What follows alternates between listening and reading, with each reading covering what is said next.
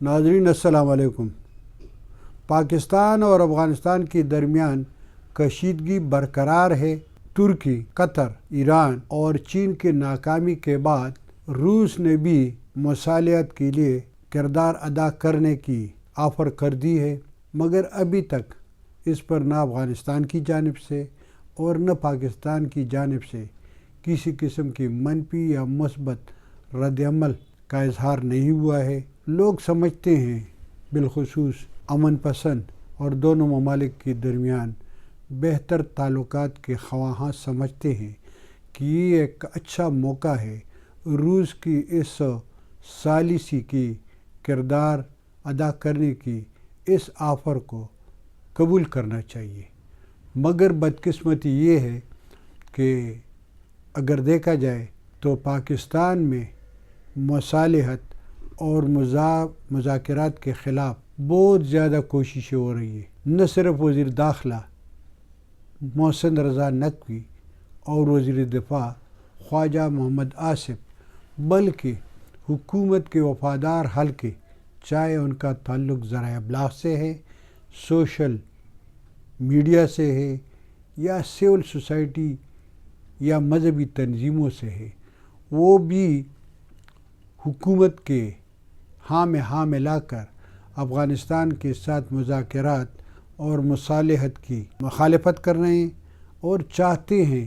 کہ افغانستان میں طالبان حکومت کا خاتمہ ہو جائے اور وہاں پر پاکستان کی ایک پپٹ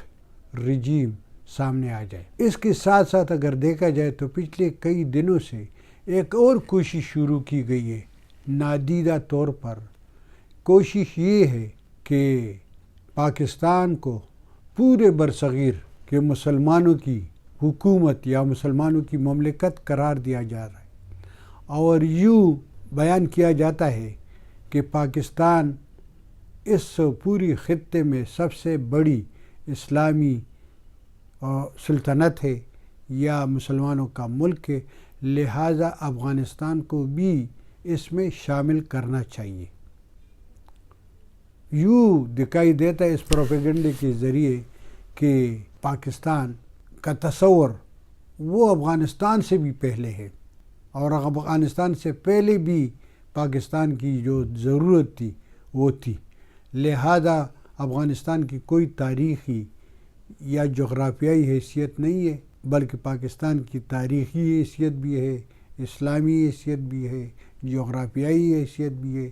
دفاعی بھی ہے، لہذا افغانستان کی کوئی ضرورت نہیں ہے، افغانستان کو بھی پاکستان کا حصہ بننا چاہیے۔ یہ ایک پس پردہ کوشش ہے، مگر اس کے خلاف ابھی تک تو افغانستان میں کسی قسم کے رد عمل کا اظہار نہیں کیا گیا ہے۔ البتہ افغانستان کی وہی لوگ جو طالبان حکومت کے برسر اقتدار آنے کے بعد مغربی ممالک کو چلے گئے تھے، وہاں پر زندگی گزار رہے ہیں اور سیاسی فنا کی زندگی گزار رہے ہیں، وہ اس عمل پر بہت زیادہ پریشان ہیں۔ اور جس طرح میں نے پہلے بھی بتایا تھا کہ طالبان کی حکومت کسی بھی افغان کے لیے ناقابل قبول تھی، مگر پاکستان کی کوششوں سے اب تمام افغان طالبان کی حکومت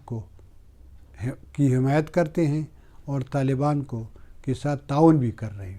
اسی طرح کی صورتحال اس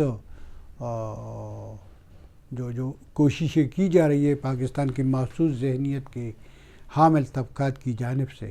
تو اس کے خلاف بھی ایک بار پھر افغان عوام میں، چاہے وہ ان کا تعلق افغانستان کے اندر سے یا باہر سے، وہ بھی اس پر سخت پریشان دکھائی دیتے ہیں۔ ناظرین، ہم سمجھتے ہیں کہ پاکستان بھی ایک علیحدہ ملک ہے، افغانستان بھی ایک علیحدہ ملک ہے، دونوں ہمسایہ ہے۔ جس طرح پاکستان ہندوستان کا ہمسایہ ہے، پاکستان چین کا ہمسایہ ہے، پاکستان ایران کا ہمسایہ ہے، اسی طرح پاکستان افغانستان کو بھی ہمسایہ سمجھ کر ان کے ساتھ وہی تعلقات قائم کر دے جو کم از کم ہندوستان کے ساتھ ہے۔ دشمنی رکھتے مگر واگا کی طرح اور کرتارپور کی طرح چمن اور تورخم کی سرحدی گزرگاہوں کو کھول دے، افغانستان کی معاشی قتل سے باز رہے۔ اس کے نتائج خطرناک ہوں گے۔ ہم سمجھتے ہیں کہ پاکستان نے از خود اپنی ہی پالیسیوں کی وجہ سے افغان عوام کی محبت، افغان عوام کی جو خلوص تھا وہ کھو دیا ہے، مگر یہ بحال ہو سکتا ہے اگر پاکستان افغانستان کے اندرونی معاملات میں مداخلت نہ کرے، وہاں پر ہٹاؤ اور بیٹاؤ کے پالیسی سے باز رہے، تو ہو سکتا ہے کہ افغان عوام پاکستان کی اسی طرح حمایت کر دے جس طرح وہ پچھلے 40 سالوں کے دوران پاکستان کو اپنا دوسرا ملک سمجھتے تھے، پاکستان کے نام پر وہ قربان ہوتے تھے، مگر بدقسمتی سے ایسا پاکستانی حکمرانوں، پاکستانی